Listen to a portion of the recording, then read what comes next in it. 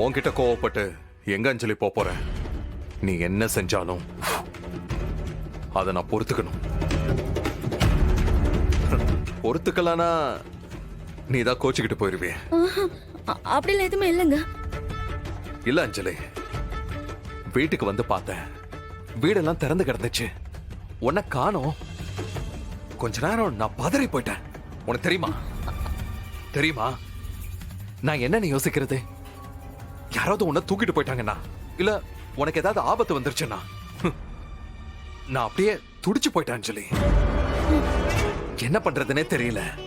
உனக்கு போன் பண்ணா போனும் நாட் ரீச்சபிள்ல இருந்துச்சு. இல்லங்க, பக்கத்துல கடைக்கு தான் போயிருந்தேன்.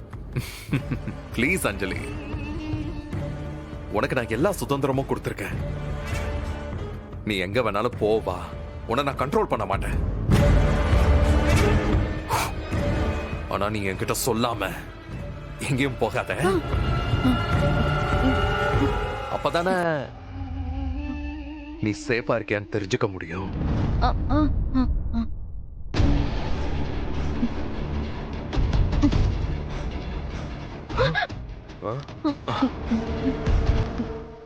சாரிங்க. ம்?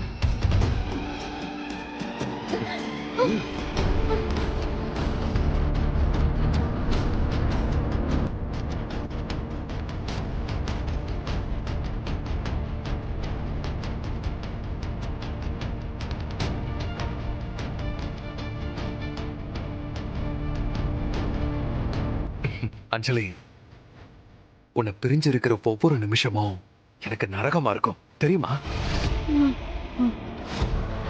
அந்த கஷ்டத்தை வார்த்தையால சொல்ல முடியல அஞ்சலி. இல்லைங்க,